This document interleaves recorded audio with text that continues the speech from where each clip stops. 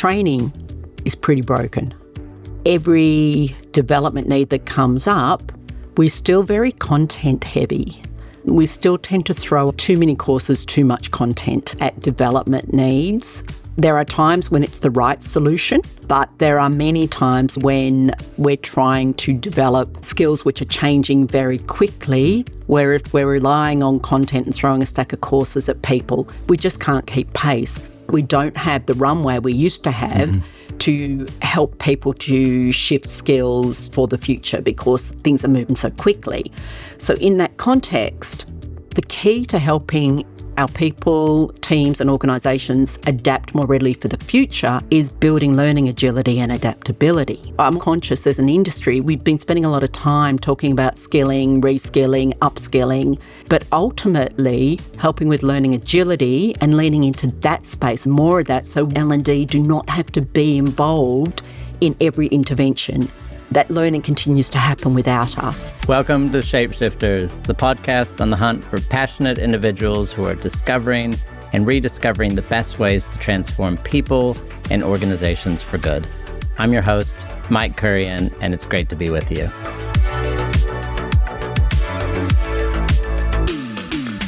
In this episode, I'm talking to Michelle Ockers.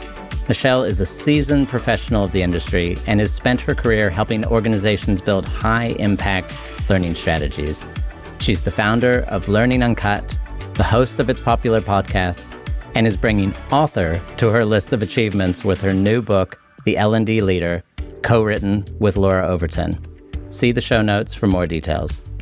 She's collaborative, pragmatic, and a practitioner first, focused on giving people things they can put into action. In this conversation, Michelle breaks down why training is broken and why throwing content at people is no longer the answer to our rapidly changing skills gap. You'll hear how ancient Polynesian voyaging techniques serve as the perfect metaphor for how L&D leaders can navigate the present uncertainty. She'll reveal why we need to move beyond proving our value to improving our work with examples from McKinsey on building genuine learning agility. And you'll learn about being smart bold, how taking agency is key to shaping the future of your role. Michelle brings such a clear, evidence-based voice to the table. She has a wonderful way of cutting through the noise, and I'm confident you'll walk away from this with new principles you can put to use. Let's jump in. Welcome to Shapeshifters. Hola. Hola. Welcome to Shapeshifters. Welcome to Shapeshifters. Michelle, welcome to the podcast. Hello, Mike. I'm delighted to be here speaking to you today. Yeah, it's so nice to have you. Now, where I want to start is I want to get a sense of who is Michelle? What are like the top 3 words or little things that come to mind when you think about wanting to tell somebody about you? Collaborative and community-minded would be the first one. Practical, pragmatic would be the second one. I regard myself as a practitioner first and foremost. Sometimes people refer to me as a thought leader. I'm like, please don't. I'm like practice leader. My goal is always, in anything I put out into the world, to give people something they can do with whatever I'm bringing to them. So that would be the second one. And I don't know, I just feel like I'm a pretty grounded person. I have some fundamental beliefs about myself and the way I show up in the world and the way the world's going to treat me. And one of those is that I'll always land on my feet.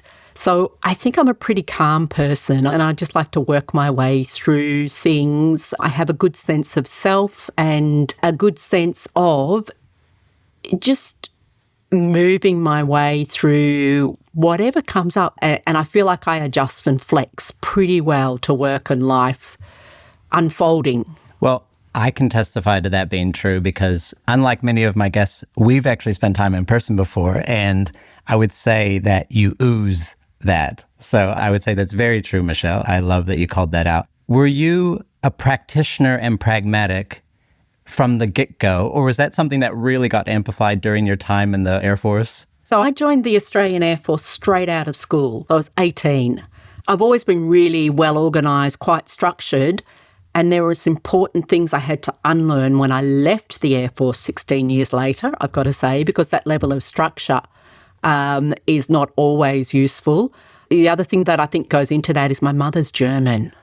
So she is very organised. I think I just picked up a lot of traits from her. So I think I've had to learn to be more at ease with less structure. People who work with me would probably say still I'm very structured, but that level of flexing and flowing, and that's something we're going to talk about when we talk about the work that Laura Overton and I have done on our book, where we use a navigation metaphor, and the pace at which things move these days and the complexities we have to address or face and work our way through in our work requires a level of flexibility that I honestly think 30-year-old me would have drowned under.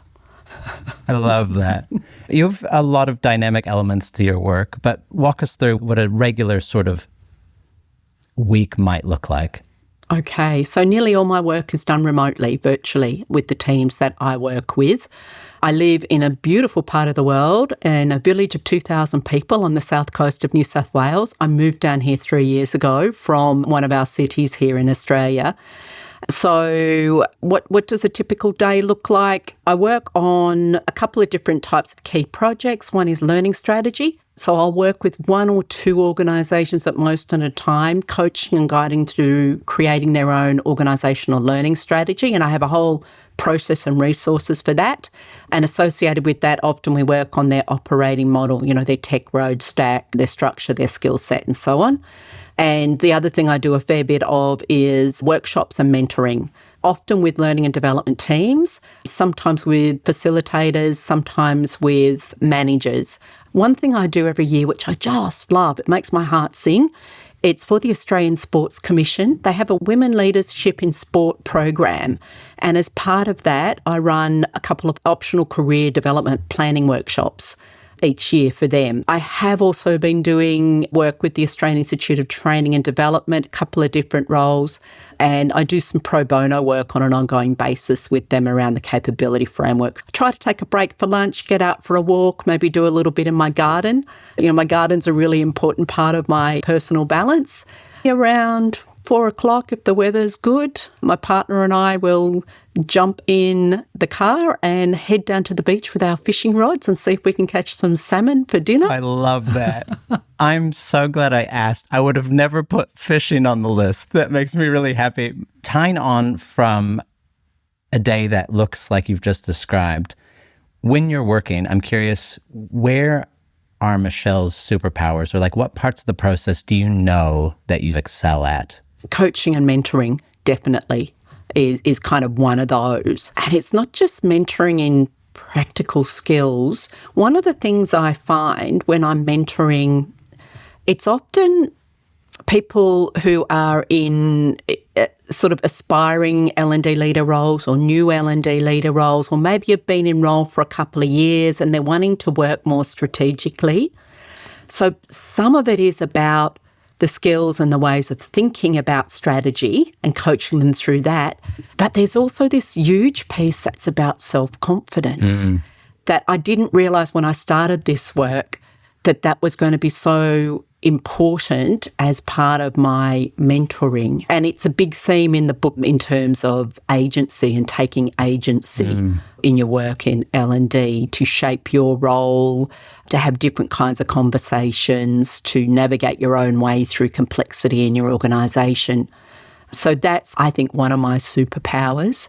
I think another one is helping to figure out how to apply something. And by that, and I think, again, probably the book is going to be a good example, or some of the work I've done over time with Laura Overton and another lady called Shannon Tipton that we've done quite a lot of work with out of the US. Laura has this incredible 20 years worth of research around L&D practice and high-performing L&D teams and how to maximise innovation and the use of technology in L&D. And one of the things I think I've really brought to the table has been how to apply that into practice.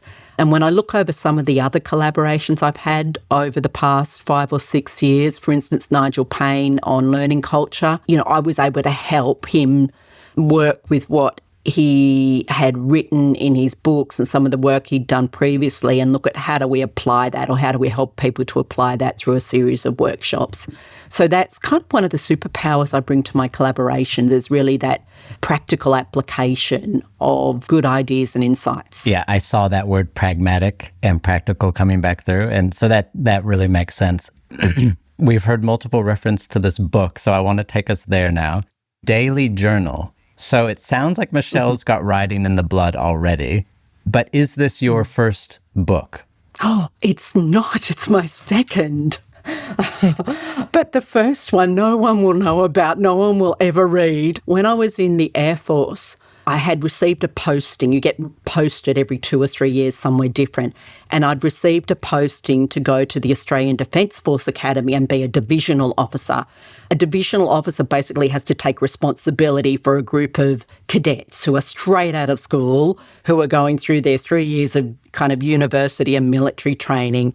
And I looked at this and I thought, oh man, what have I done? I don't deserve that job. It was nothing I wanted to do. So I thought, how can I find a way out of this? And there was a fellowship scheme in the Air Force at the time, and you could apply for a fellowship to research something that was related to air power. So I put in an application for one of these fellowships, and I got a fellowship. I still had to go to Canberra, but I didn't go to the Defence Force Academy, so I dodged that one. And one of the things you had to do as part of the fellowship was to write a book. So I wrote the definitive book on preparedness and repairable item management. And it's written under a different surname, so I'm not going to tell anyone what that is. But although I journal every day, writing for yourself versus writing to communicate and explore ideas with others are very different. And I've got to say, I would never have stepped up to the plate to write a book on my own. So when Laura asked me, she already had the publishing deal with Kogan Page. When she sold Towards Maturity, through which she ran the Learning Performance Benchmark, she was approached about writing a book based on the research and insights from the benchmark. And she said yes, but she sat on it for multiple years. And part of the challenge for her was she's someone who always likes to be looking forwards.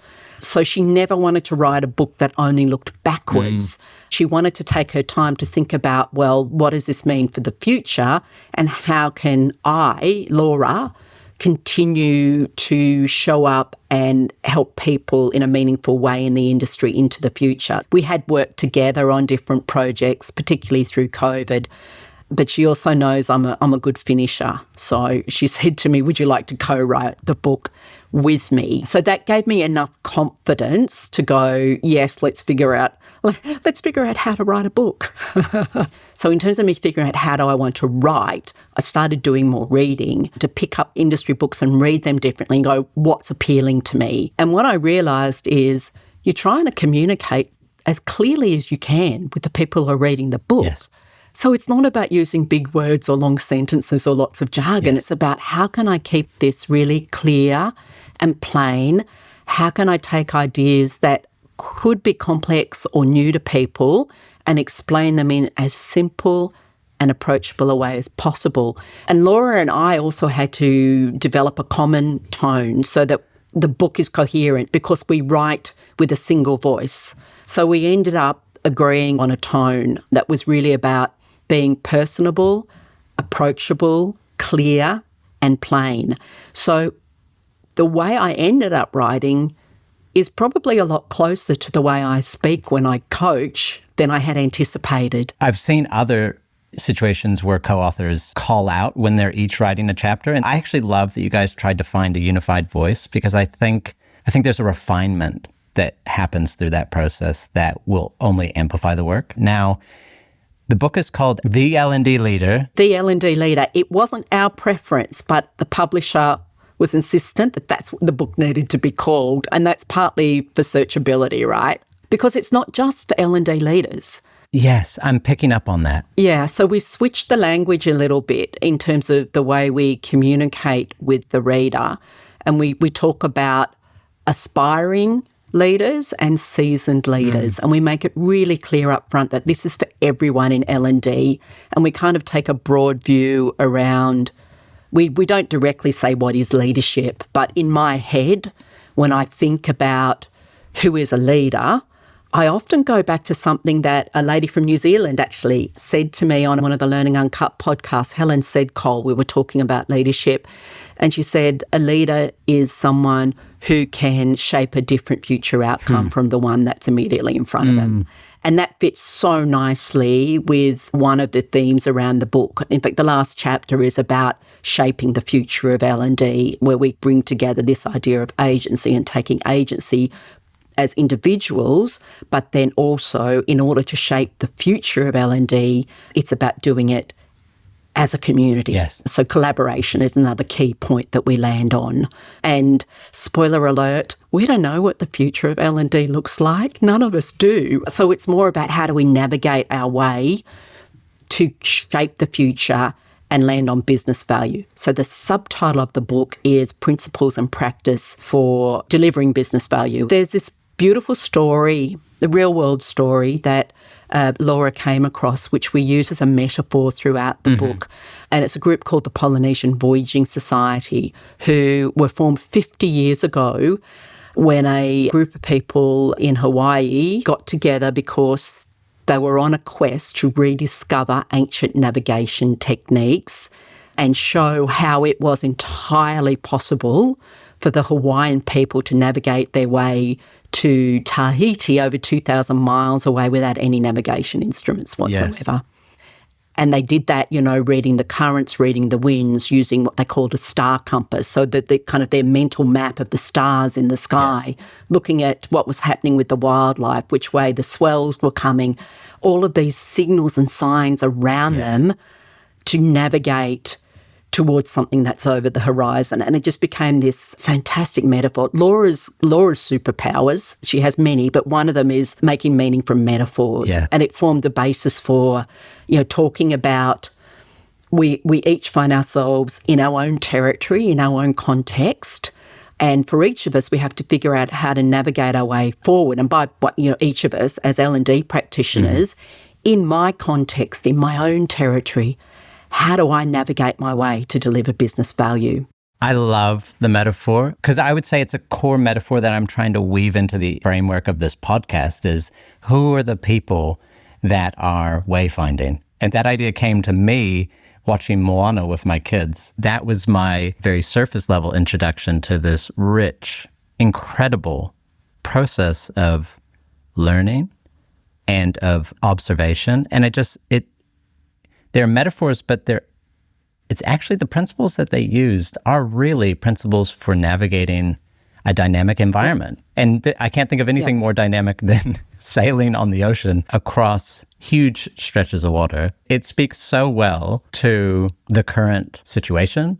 If there was a storm on the ocean, I feel like AI is the perfect metaphor for how disruptive it's been. It certainly created this upheaval of uncertainty. Is there anything you want to add there before I ask you another question? Yeah, just a little bit. The other thing about the work and impact of the Polynesian Voyaging Society is, although they didn't set out to do it, what they've done is actually shaped a cultural renaissance for Hawaiians. Yeah, interesting.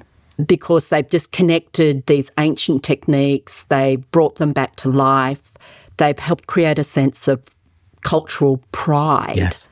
So one of the calls to action that we weave into the book is, sometimes L&D feels a little bit lost and we go through these existential crises almost. And AI is a great example, is there a future for L&D? What is our future? And it's all about connecting with who we are at kind of a bigger level and the idea of looking to the past to shape the future. So we've looked to the past in terms of the 20 years of benchmarking research and what does that show us about how to navigate our way into the future, both as individual L&D practitioners, as teams, and as an industry as a whole. So the cultural renaissance theme is a really important part of the metaphor and the pattern here as well. We tried to be so respectful of what the Polynesian Voyaging Society has done in the way we talk about it, the way we take inspiration from it and encourage others to do so as well. And then to weave that metaphor and some of the key incidents in the history of the society into key parts of the book as well. And one of the people who's reviewed it for us said it just creates a little bit of magic. Yeah. I think it really seems to have hit the mark for people who've been reviewing the book for us. I think it's going to be a real asset. A great metaphor, I think, can carry almost anything. I'm really stoked on it. Now, I'm really curious to hear two things, and you can pick them off in either order. One is, what's broken? Like, why do L&D leaders need to shift their focus? And then maybe what's not broken? Okay, what's broken? Training is pretty broken, as in every development need that comes up, we're still very content heavy. We still tend to throw a lot of content at development needs. So too many courses, too much content is the first thing that's still a little bit broken, and it just can't keep pace. Mm-hmm. There are times when it's the right solution, absolutely, but there are many times, particularly when we're trying to develop skills which are changing very quickly, where if we're relying on content and throwing a stack of content and courses at people, we just can't keep pace. And there's a chapter in the book where we talk about the horizon getting closer. That was one of the chapters I led the writing on, but we very much were thinking partners. You know, we had book club meetings. We'd meet on Zoom and we would hit record and then we would talk through things. And this was the chapter that I grappled with the most in terms of, well, what's the angle here? Because it's not just about helping people to adapt to a rapidly accelerating future. And the idea of the horizon is getting closer, right? We don't have the runway we used to have to help people to shift skills for the future because things are moving so quickly. So in that context, yes, it's about building skills, but the key to helping our people, teams and organisations adapt more readily for the future is building learning agility and adaptability.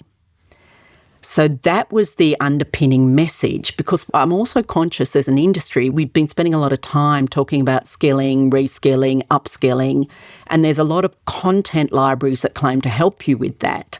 But ultimately, building learning culture, helping with learning agility and leaning into that space and figuring out how do we do more of that so we, L&D, do not have to be involved in every intervention.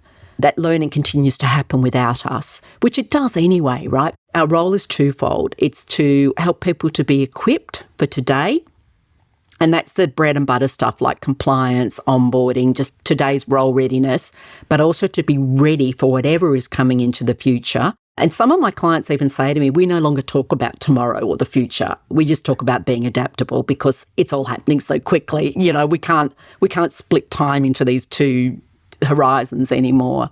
So I think this idea of learning culture, learning agility, which of course, if you look at the World Economic Forum report, they publish a jobs in the future report every second year, and they always include a list of top 10 skills on the rise. And the last couple of times they've published it, it's been a pretty evenly balanced mix of tech skills, a range of tech skills, and then things like resilience, learning agility, curiosity. So I think one of the things that we need to embrace more is this idea of supporting our workforces to develop those kinds of skills so they can be more agile and adaptable. So I started with what's broken. Content and overdoing it on training is broken. Another thing that I think is broken that we've tried to address in the book is just this idea of we're not here just to help people. How do I phrase this? It's delivering value, which is something we've been grappling with as a sector for so long, right? Yeah. How do we move beyond being order takers to actually aligning on business objectives, collaborating effectively with others in the organisation to move towards creation of business value? It's kind of a thread that runs through the principles that we unpack in the book, which have been informed by the research base from the benchmark, really. And, it's things like when you're evaluating learning and impact, why do you do it? Evaluate to improve, not to prove. So it's all about evaluating to adapt your course, not to just show, hey, we've created value. So part of it's mindset around how we approach key parts of our work. So I think the way we think about evaluation is often very broken, and then the way we do evaluation and approach it is broken as a result of that. So that's another key shift I think it would be valuable for L&D to make.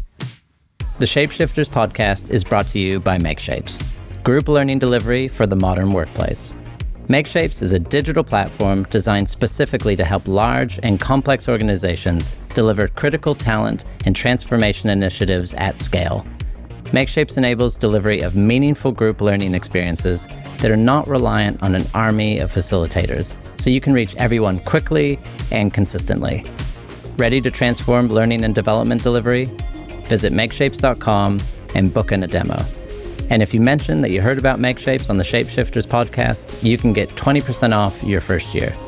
You've touched on some of the most important things that I think people are asking and wondering about. A reoccurring theme on this podcast from the conversations I've had so far is actually this question of how do we help people become more curious? A couple of things I would say. First is the way we frame what learning is when we talk to people. So if I want to know how someone learns, I don't ask them, how do you learn? Yes. Because people automatically think about courses, right? So normally what I ask people is, how do you get better at stuff? How do you improve in your work? That's normally what I ask, because that will open up people's minds straight away to a wider range of things. So I talked earlier about the career and professional development planning sessions I run for the Australian Sports Commission. I do an activity in that session where I ask people to think about one thing they've gotten better at in the last 12 months, one thing they can do better now than they could 12 months ago. They don't have to tell me what it is, just get something in your head. Then what I ask them to share is, what did you do to get better? Like, how did you make that improvement? Every now and then someone will say, I did a course, but mostly it's about, I practiced, I got it wrong a lot and I tried, I asked questions, I watched other people, I read some stuff, I watched some videos, I just figured it out. Or I got a mentor, that sort of thing. And then I talk to people about, well, this is real learning. Getting better at stuff is learning, and you're all doing it, and you're all doing it in a wide range of ways. And then I go on to talk about we get better through experience, through giving things a try, through practicing things, through setting intentions and trying things in our work, through reflecting. We get better through people, through mentors, through our colleagues when we work together, through joining communities or groups, through conversation and collaboration. And then we get better through, I call it investigation, through resources and courses. So it's kind of like 70-20-10, but just in plain language that people understand, right? We get better through people, through our work, through resources, through courses. So that's the first thing, is around the framing, and to help people to see that there is opportunity to improve and get better all around them, and they're all doing it quite naturally, but with more intention, they can amplify that. Then the second thing is about examples of where organisations are doing this well. There's a couple of examples in part 3 of the book, in this chapter I talked about, which is about, helping our workforce to be ready to whatever is coming their way. And I think there's some clues in those 2 examples, which I'll introduce very briefly. One is McKinsey, and they did something called a feedback skills surge. So the key things that made this a surge is that it wasn't just the L&D team working on feedback skills and supporting the development of feedback skills in the organisation on their own. It was the Chief People Officer very smartly identified that there was a number of people across people and culture who had a role to play in creating an environment where feedback was being more actively sought and used across their workforce. And they had not only the skills, but the kind of environment that was available to do that. So it was about collaboration, particularly across people and culture, but also with their leaders. They work in partnerships, so partners. So it was in collaboration with business as well. And it was a very intense, focused, you think of surges in the ocean. I'm going to use the navigation metaphor here. There's a lot of force in surges. The waters are rising. They're moving you in a certain direction. There's a lot of power in a surge. So it's this whole idea of what is, if you want to apply this around developing learning culture or learning agility, what is a key skill in the organisation that if you really focused on building it in collaborations and thinking systemically with others, would really help people to be more continuous learners. And this is one of the things about feedback. It's like a core learning skill, and particularly it was around seeking feedback and receiving feedback was what they ended up focusing in on. So that's the first thing, is figure out, what are the skills within learning agility and how much you really hone in on those and support the workforce in a really coherent and practical way to use those skills to keep improving in their work once you've reframed what learning actually is. Yeah, it's so interesting thinking of that example, because even as the people and culture team actively seek feedback, they're demonstrating curiosity, but also I think it's tapping into the part like where the rubber hits the road, which is positive feedback, easy, but sometimes there's a hesitancy to really hear the critical stuff. Sometimes it will be negative, sometimes it will be painful, but I feel like that's actually the muscle that will really create the agility and the adaptability, is getting comfortable with both. It seems so simple, like feedback as a skill, really. Is that really something about helping people to be prepared for the future? Absolutely, because it's a key part of learning agility, right? I won't unpack the next one too much, but it's your classic, we spend a lot of time talking about skills-based organisations, which is about more than just building skills. I mean, it's a pretty fundamental shift if you're going to truly embrace being a skills-based organisation, because you start organising work and people around skills rather than around jobs. And there is one organisation that's been doing this for 30 years, and they're another consulting company. EPAM is their name. People probably wouldn't have heard of them. EPAM Systems, and they've got about 50,000 staff globally. But 30 years ago, before they even had HR, a couple of their engineers sort of thought, how are we going to match people to client work? And they decided to do it through skills. So skills has been used as a fundamental part of the way work gets organised in that organisation for decades now, and they've really fine-tuned that. But the key part of that case study, or that real-world example that I really want to tease out, is when we talk about preparing people for the future and leaning into skills, we tend to get a bit mechanistic and what's the architecture and what's the taxonomy and so on. But really the thing that makes it work there is the way that they've tapped into individual motivation. So this is the other piece of the puzzle I think that's really important. In the book, we've got two sets of principles. One are professional practice principles and the others are a set of mindset principles for those working in L&D. So the professional practice principles are chunked into three lots: tuning in, responding, and improving.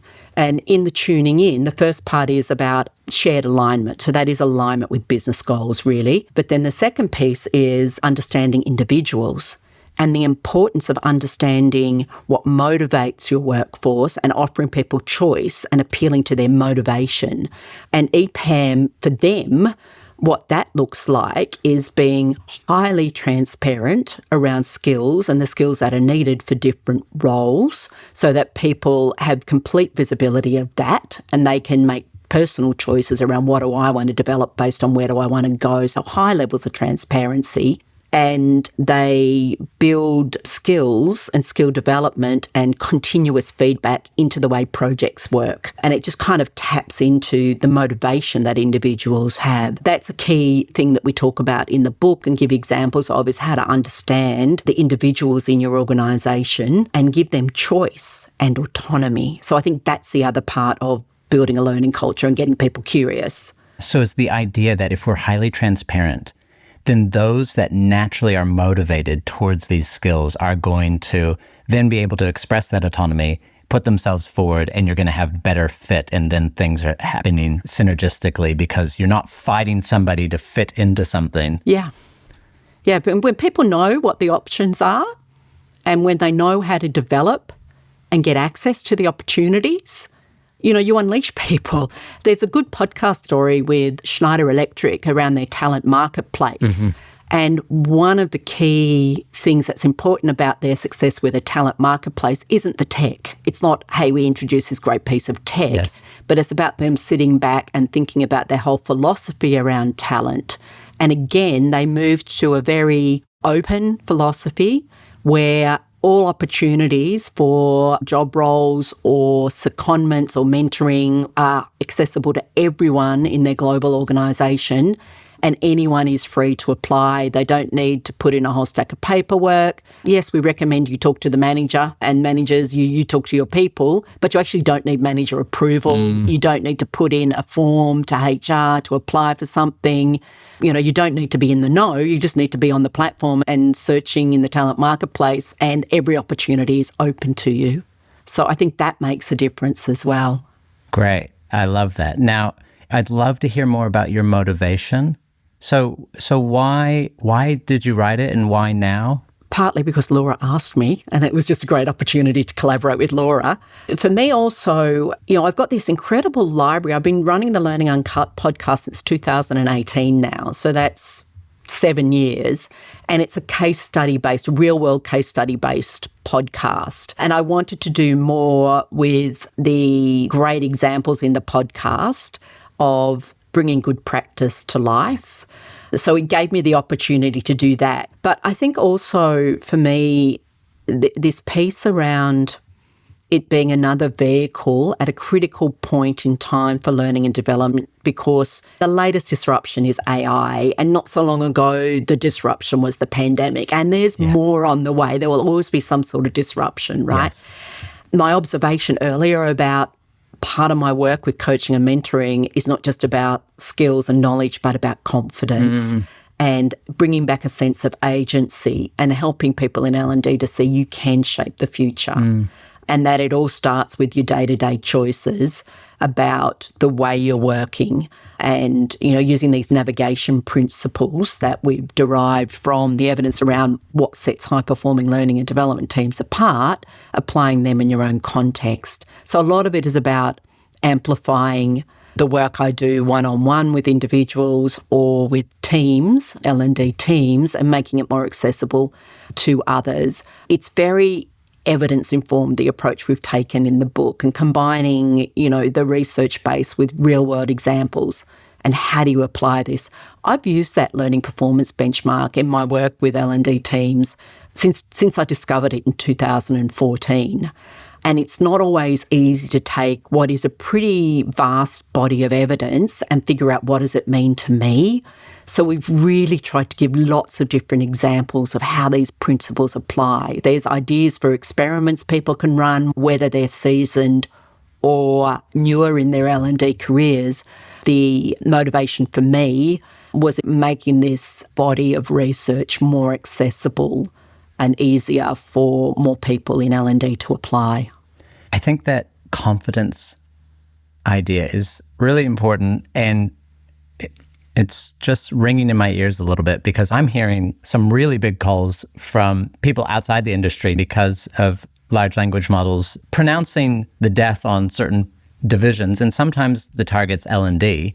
And I think what's so interesting is everything we've covered speaks to there's huge opportunity for L&D to align with business value. In a lot of ways, maybe the best part of the business to do that alignment and to be proactive and to lead into the business value. Yeah. But it's interesting, you in this moment and Laura being able to speak to the community and inject a level of confidence while there's naysayers saying the opposite. Do you think that's true? One of the distinctions we make, and I'm going to attribute Laura, she's the pattern maker of the two of us. She's the researcher. So that's important. Someone reflected back to her through her work on the PhD that, the hyphen in there, researcher, that she's continuously searching and reevaluating and looking at how are things that from the past relevant to the future and so on, and continually searching for what works. One of the patterns that she first spotted when we were doing a special podcast series during COVID called Emerging Stronger, and one of the questions we've grappled with is everything about these principles has been public domain for many years through the benchmark and the reports that were published. Why is it that some L&D leaders and some teams are able to pick them up and run with them and figure out how to apply them and others aren't? She came up with this acronym based on the conversations we had with a number of L&D leaders who we felt were the kind of the people who were creating impact. And it's BOLD, B-O-L-D, business-oriented, open-minded, leading and learning, and deliberate. But the distinction she talks about is we're not talking about being brassy bold. Yes. We're not talking about coming from a place of ego and overconfidence, but smart, bold. There's work to be done to continue to have value and to reshape our roles in what is a changing world. The people who are saying, L&D doesn't have a future, that's only if we don't reshape our roles. Yes. And reshape using these principles to move forward into the future and to perhaps work in different ways. I love the idea of L&D getting to grab back the reputation, and we are the leaders of agility. We are the leaders of adaptability. And so we are now the most valuable part of the organization as we move through these seasons of change. Let's take that back from transformation or whoever thinks they have it. We have the potential to be. Yeah. And transformation, we should be right in the heart and centre of transformation. We should be a key partner in any transformation initiative in organisations. And I know a number of I would call them the smart, bold L&D leaders who have established themselves in that key strategic position, working hand in hand with transformation projects or part of transformation projects. Definitely where we belong. But the more we hold on to courses and content, the less relevant we are to the future. Well, Michelle, is there anything else you want to leave us with before I sign us off on the book? Is there anything around what you've learned through the process or what has left you curious to explore more? In terms of, the learning along the way, the whole process of writing this book was one massive exploration and learning experience. And one of the things Laura and I are really keen to highlight, and we've pointed it out in the preliminaries for the book, and we return to it right at the end, is this is an exploration for us as individual L&D practitioners. We think it's a community-based exploration, and we think there is so much more that we can learn. I'm really curious about the mindset piece. I'm also really curious, you talked about learning culture and building learning culture, about how people embrace that and this whole idea of supporting people to be adaptable and agile, and how do we find expressions for that and ways of really making that work on an ongoing basis. So we're really hoping to lean into the community and to keep exploring some of the questions we pose in the book together. It's fantastic. I'm so excited to see how it's received and see it head out into the world, find its own way. Yes. Curious to see what people do with it, what new ways of embracing and applying some of these principles people can come up with as we just keep moving into the future. Michelle, you are a joy. You're very eloquent. Thank you. I've loved getting to hear about the book. And I think what's so exciting for me is both you and Laura getting to pull together a huge corpus of work. And I just know there's a sense of significance in getting to share a lot of your hard work. And so I'm really pleased that you both are getting this outlet for that. And I'm also pleased that all that writing ability is getting to be put to good use. I feel like now I've written a book, I feel like I can write now. Maybe I have to test it out. Maybe I have to write another book to fine-tune the skills. I don't know if I'm up for that again. It was quite the effort.